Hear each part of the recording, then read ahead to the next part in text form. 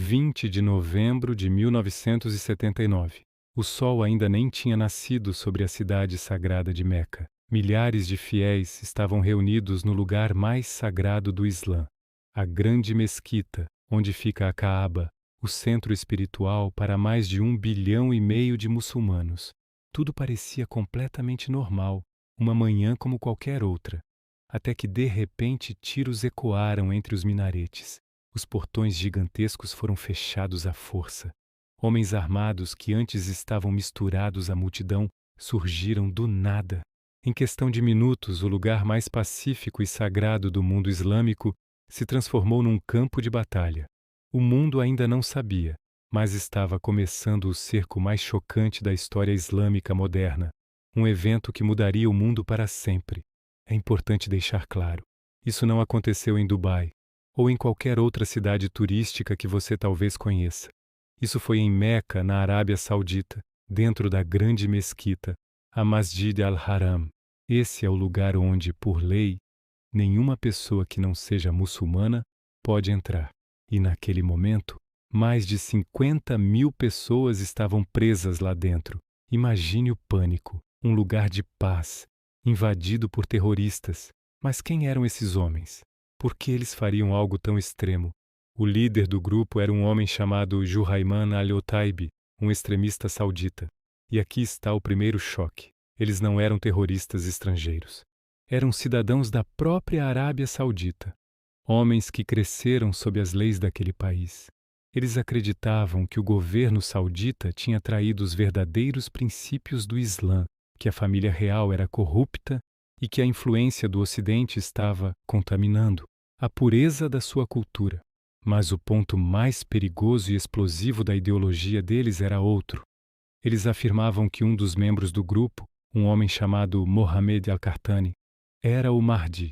Na tradição islâmica, o Mahdi é uma figura messiânica, um redentor que, segundo a profecia, apareceria no fim dos tempos para encher o mundo de justiça e purificar a fé.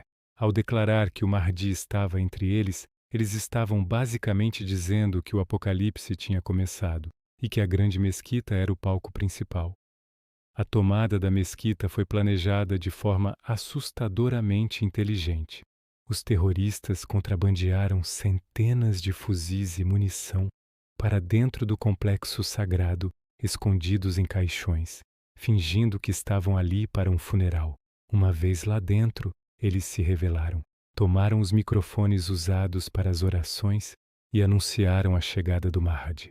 Posicionaram atiradores nos minaretes mais altos, transformando torres de oração em postos de sniper. Eles conheciam a mesquita como a palma da mão, incluindo uma rede complexa de túneis e porões subterrâneos, onde se esconderam e montaram sua base de operações. Milhares de fiéis se tornaram reféns. Qualquer pessoa que tentasse escapar era recebida a tiros. O exército saudita tentou reagir imediatamente, mas eles se depararam com um problema gigantesco, quase insolúvel. Como você ataca um lugar sagrado? Na tradição islâmica, é proibido derramar sangue dentro da grande mesquita. Cada bala disparada ali, cada explosão, tinha um peso religioso e simbólico imenso. Os soldados sauditas estavam hesitantes, e os terroristas sabiam disso e usaram essa hesitação a seu favor. O governo estava paralisado, sem saber o que fazer. O cerco se arrastou. Dias se transformaram em semanas. As tropas sauditas que cercavam a mesquita simplesmente não conseguiam avançar. Os terroristas estavam entrincheirados usando os túneis para se movimentar sem serem vistos, organizando emboscadas mortais. Os soldados sauditas não conheciam essa rede subterrânea e sofriam baixas constantes. A situação era humilhante para a monarquia saudita. O rei percebeu algo impensável. Eles não conseguiriam resolver isso sozinhos. O lugar mais sagrado do Islã estava nas mãos de terroristas e seu próprio exército era incapaz de recuperá-lo. Foi então que uma decisão secreta, desesperada e extremamente controversa foi tomada. Em absoluto sigilo, o governo saudita fez algo que ninguém poderia imaginar. Pediu ajuda a um país ocidental e não muçulmano. Eles pediram ajuda à França, A unidade de elite da gendarmeria francesa, o famoso GIGN, foi acionada. Mas havia um obstáculo religioso gigantesco. Como já falamos, não muçulmanos são estritamente proibidos de entrar na cidade sagrada de Meca. Então, como os soldados franceses poderiam sequer chegar perto da operação? A solução foi inédita e mantida em segredo por décadas. 3 comandos do GIGN passaram por uma cerimônia de conversão simbólica e relâmpago ao Islã. Não se sabe os detalhes, mas foi um procedimento formal, realizado apenas para que eles pudessem entrar legalmente em Meca e ajudar. Eles não lutaram diretamente, mas foram a peça-chave. Os franceses planejaram o ataque final, treinaram as tropas sauditas em táticas de combate em túneis e, o mais importante, forneceram um gás incapacitante que seria bombeado para a rede subterrânea, para neutralizar os terroristas sem destruir a estrutura da mesquita. Tudo isso aconteceu longe dos olhos do mundo. Após quase 2 semanas de combate intenso, o ataque final começou. Primeiro, o gás foi bombeado para os porões e túneis, forçando os terroristas a saírem para a superfície desorientados. Em seguida, as tropas sauditas, agora bem treinadas e com um plano claro, avançaram de forma coordenada. O que se seguiu foi um combate brutal, corpo a corpo, pelos pátios e corredores da grande mesquita. O resultado foi devastador. Centenas de pessoas morreram no confronto. Terroristas, soldados e reféns inocentes. O líder, Juhayman, foi capturado vivo, mas o seu falso Mahdi, Mohammed al-Qahtani, foi morto durante a batalha. Após 2 semanas de terror, a grande mesquita foi finalmente retomada. A resposta do governo saudita foi rápida e brutal.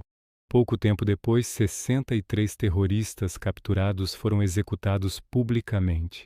As execuções não aconteceram em um só lugar. Foram distribuídas por várias cidades do país, como um recado claro. O objetivo era mostrar força, controle e deixar claro que qualquer desafio à autoridade da família real seria esmagado sem piedade. Apesar da magnitude do evento, a mídia internacional falou muito pouco sobre isso.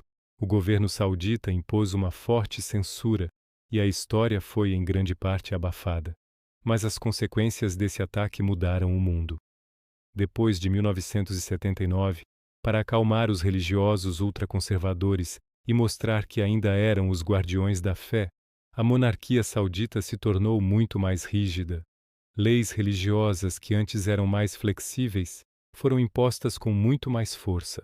O poder dos clérigos mais radicais aumentou drasticamente. Essa virada conservadora na Arábia Saudita financiou e exportou uma versão muito mais dura do Islã para o resto do mundo. Muitos especialistas afirmam que o cerco de Meca foi um ponto de virada. Ele ajudou a criar o ambiente ideológico que, anos depois, permitiria o surgimento e o fortalecimento de grupos extremistas modernos que conhecemos hoje. O ataque à grande mesquita de Meca é um desses eventos históricos que, embora quase esquecidos pela maioria das pessoas, tiveram um impacto que ecoa até hoje, moldando a geopolítica à religião e o surgimento do extremismo no cenário global. É uma história complexa, chocante e absolutamente fundamental para entender o mundo em que vivemos. Obrigado por assistir. Se você gostou de conhecer essa história, não se esqueça de deixar o seu like, se inscrever no canal e ativar o sininho para não perder os próximos vídeos. Até a próxima!